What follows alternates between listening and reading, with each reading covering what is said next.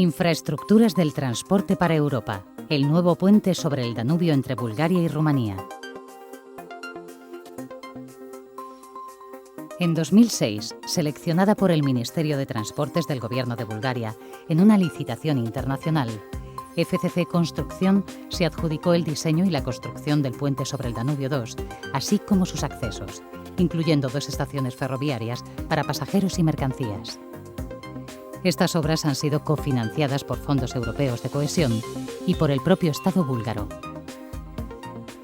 El puente une las localidades de Vidin, Bulgaria, y Calafat, Rumanía, pero su verdadera importancia va mucho más allá, pues enlaza el corredor paneuropeo de transporte por carretera y ferrocarril que va de Alemania a Turquía, además de ser el segundo puente sobre el Danubio en los más de 650 kilómetros de frontera entre Rumanía y Bulgaria.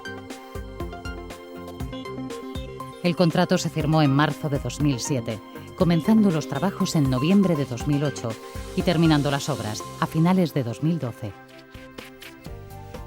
En la orilla búlgara confluyen la autovía de 4 carriles y la vía del tren, viniendo esta desde un nivel superior. Uniéndose en el puente para cruzar a Rumanía, la carretera se abre para dejar en el centro al ferrocarril y pasar ambos a la misma cota, primero sobre una parte no navegable del río y después sobre el canal navegable.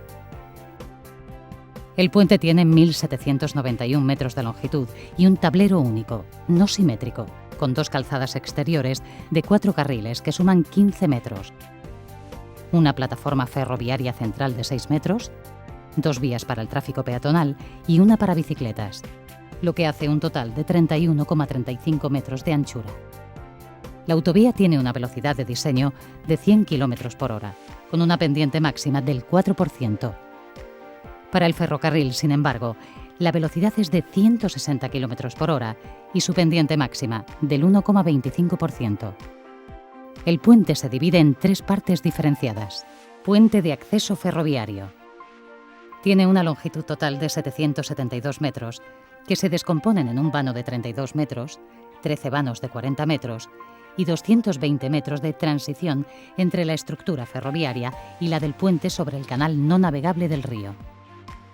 Construido in situ mediante cimbra cuajada, se trata de un tablero de hormigón postesado con una sección transversal en forma de pi y una anchura de tablero de 8,6 metros, con un canto constante fuera de la zona de transición de 1,89 metros. El tablero se sustenta en 13 pilas dobles, cuyos fustes son pilas pilote circulares de hormigón armado de 2 metros de diámetro. La longitud de los pilotes oscila entre 35 y 61 metros. Puente sobre el Danubio en su parte no navegable.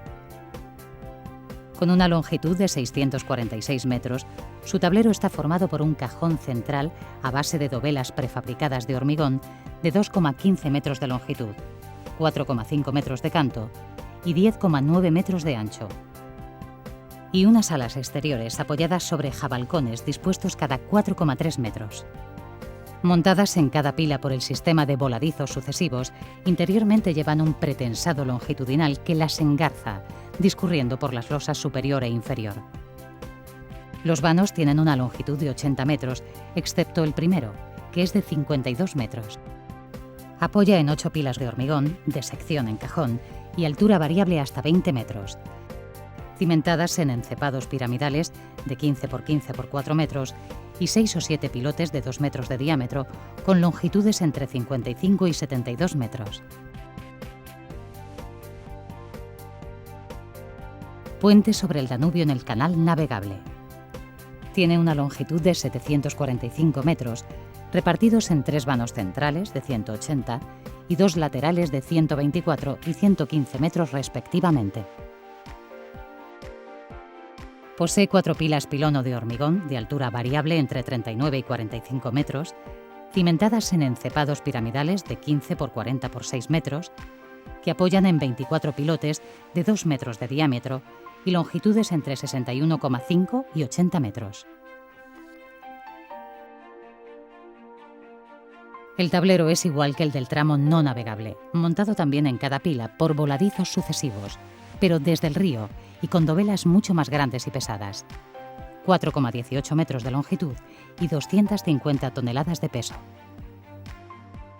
Además del pretensado longitudinal interior, debido a la mayor longitud de sus vanos, necesita un pretensado extradosado que parte de las losas superiores de las dovelas y se ancla a la pareja de pilonos de 22 metros de altura de cada pila. Las pilas poseen dos puntales longitudinales que, partiendo del encepado con una inclinación sobre la horizontal de unos 55 grados, sujetan el tablero empotrándose en él y mejorando el comportamiento de los tirantes del extradosado. Para la protección contra impactos de buques, cada pila tiene instaladas 38 piezas de hormigón prefabricadas de entre 85 y 135 toneladas de peso, unidas a la pila mediante un pretensado y entre sí con zunchos de hormigón armado ejecutados in situ. Para la ejecución de las obras, tanto del puente como de los accesos, FCC construyó un parque de maquinaria y equipos 3 kilómetros aguas abajo del puente, con una superficie total de 22 hectáreas. En él se disponía, entre otras cosas, de 5 líneas de fabricación de dovelas con la infraestructura necesaria para la elaboración, distribución y puesta en obra del hormigón, curado al vapor, parque de ferralla, manipulación y acopio de los elementos fabricados. También había 2 líneas de prefabricación de defensas para los encepados de las pilas del canal navegable. Un carro elefante de 250 toneladas de capacidad, otras líneas de prefabricación secundarias para vigas, pilotes, puntales de las dovelas, etc. Una grúa torre, 2 plantas de hormigonado con sistema de calentamiento y refrigeración del agua, una planta de aglomerado, naves cubiertas de almacenamiento, una central de vapor y otra de aire comprimido, 2 plantas de machaqueo de áridos, 15 hectáreas de superficie para acopios y un puerto de carga con acceso al río, provisto de una grúa pórtico de 250 toneladas de capacidad. Las dovelas han sido fabricadas mediante el sistema de dovela conjugada, que utiliza cada dovela como encofrado de la siguiente, consiguiendo así que entre ellas la unión sea perfecta. La geometría de cada dovela es variable para adaptar el tablero al trazado de la autovía. Ello requiere un control topográfico de fabricación muy riguroso, con una tolerancia menor de 1/10 de milímetro.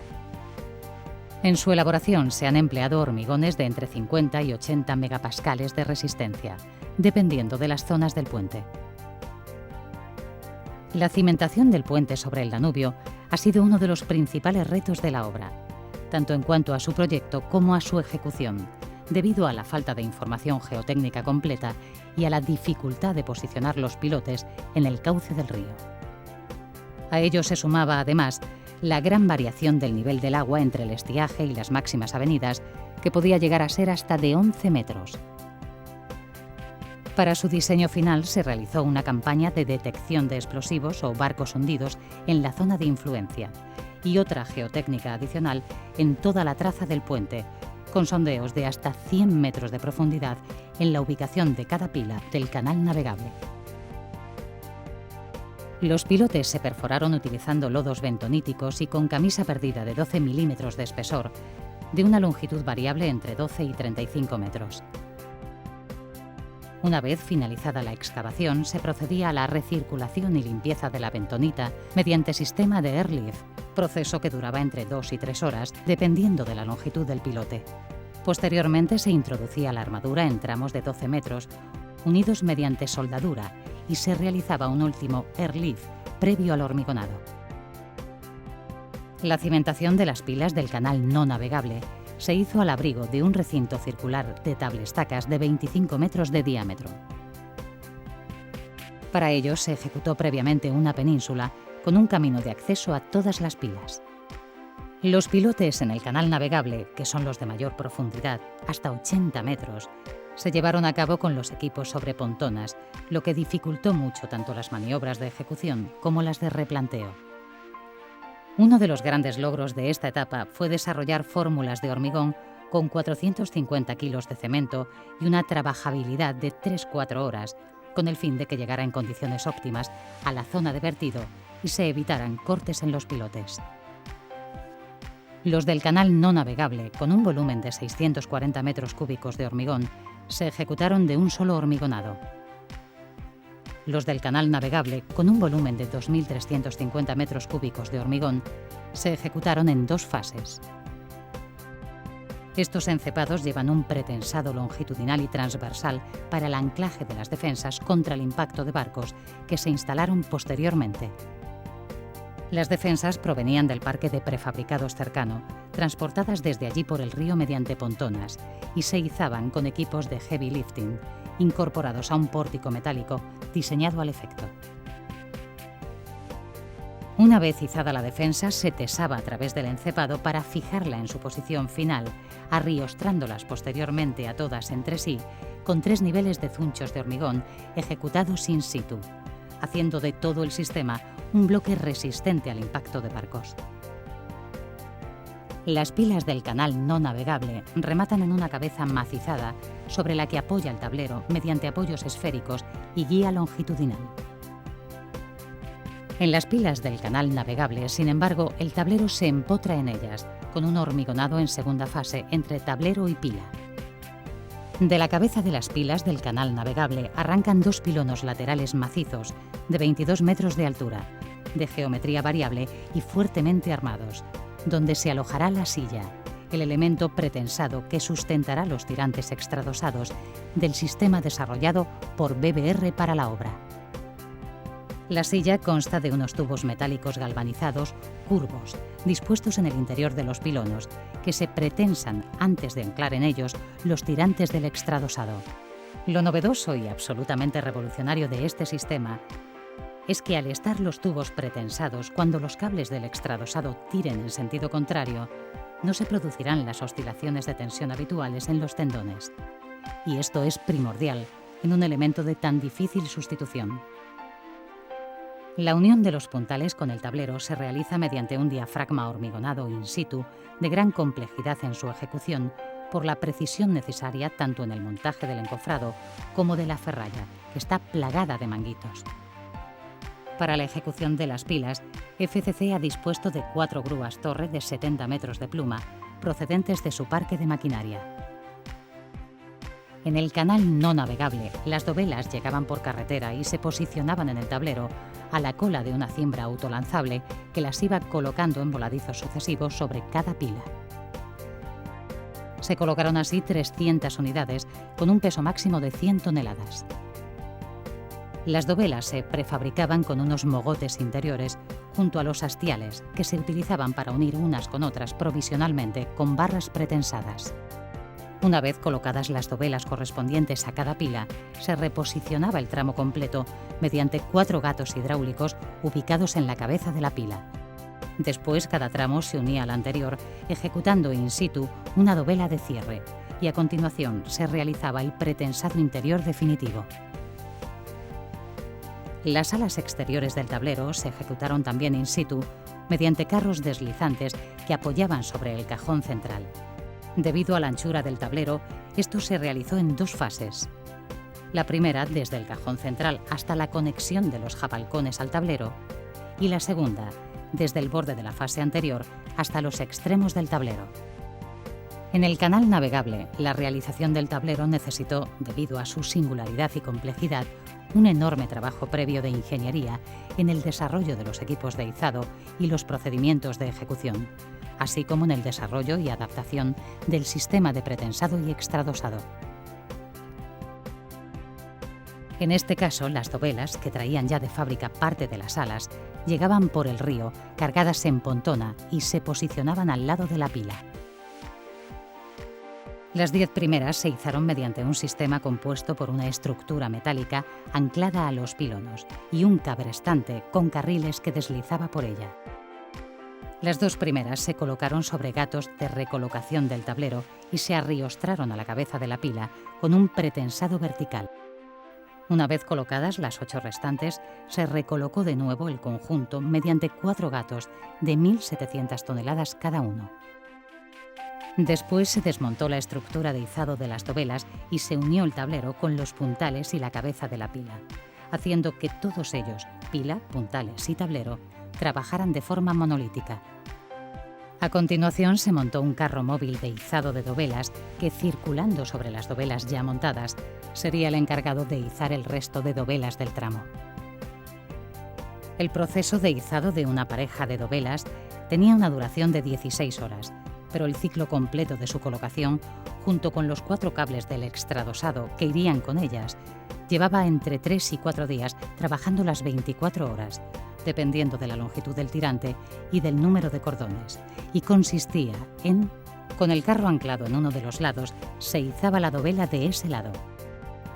Se aplicaba una resina en el paramento de la dovela anterior colocada y, una vez ambas en contacto, se unían provisionalmente mediante barras pretensadas. Se desplazaba el carro sobre el tablero y se anclaba en el otro lado.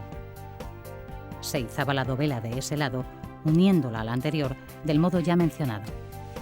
Se enfilaba y tesaba el pretensado definitivo de las dovelas por el interior del tablero. Se hormigonaba in situ, empleando carros de alas independientes, lo que quedaba de las alas de las dovelas anteriores.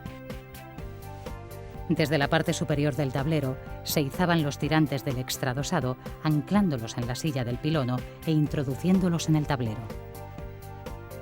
Alcanzada la resistencia necesaria del hormigón, se tesaban con gato unifilar desde la losa superior de la dovela de anclaje. Una vez terminada la instalación de las 42 dovelas del tramo, se procedía a su unión con el tramo anterior. Para ello se suspendía del carro, entre ambos tramos, una dovela prefabricada de 3,18 metros de longitud y se ejecutaban in situ 2 dovelas de cierre de 50 centímetros, de tal manera que cuadrase perfectamente la geometría en el cierre. Después de la unión provisional con barras pretensadas, se unían definitivamente al tablero por medio del pretensado de continuidad interior. En la zona próxima a la orilla rumana se ejecutó el cajón central in situ, sustentado por una cimbra porticada y 2 pilas provisionales. Este tramo de 52 metros de longitud se apoyó sobre un sistema de gatos para su descenso posterior, de manera que pudiera realizarse la conexión con el tablero de dovelas prefabricadas. Las alas del tablero en esta zona se ejecutaron con carros deslizantes sobre el cajón central. Finalizado por completo el tablero, se realizaron los trabajos de acabado y montaje de instalaciones del puente, así como la disposición de la vía sobre balasto, utilizando contracarril en toda su longitud. Uno de los elementos más complejos en el diseño del puente, debido a los movimientos, han sido las juntas de dilatación en los estribos, tanto las de carretera como las ferroviarias, siendo estas últimas las de mayor dificultad por los parámetros requeridos para la circulación de los trenes a 160 km por hora. La del lado búlgaro en concreto, además de ser una de las mayores del mundo, añade la complicación adicional de estar en curva. Con este magnífico puente, tanto por sus dimensiones como por su funcionalidad, robustez, calidad y estética, que cruza un no menos magnífico río y uno de los principales obstáculos naturales de Centro Europa, FCC Construcción ha dado continuidad a una estratégica ruta de transporte de más de 2.000 kilómetros, que va desde Dresde, en Alemania, hasta Estambul, en Turquía. El puente ha sido ejecutado con procedimientos propios de FCC Construcción, tanto en la prefabricación de elementos como en los sistemas de montaje, lo cual ha permitido alcanzar velocidades de ejecución 3 o 4 veces superiores a los métodos convencionales, además de un acabado de gran calidad, velando en todo momento por la seguridad de los trabajadores. Se trata de una impresionante obra de ingeniería que ha supuesto, una vez más, demostrar que FCC Construcción puede superar cualquier reto que se le presente, haciendo más cómoda la vida de los que en ella han confiado, gracias a la preparación y dedicación de su personal de obra, así como a la calidad indiscutible y el apoyo permanente de sus servicios técnicos.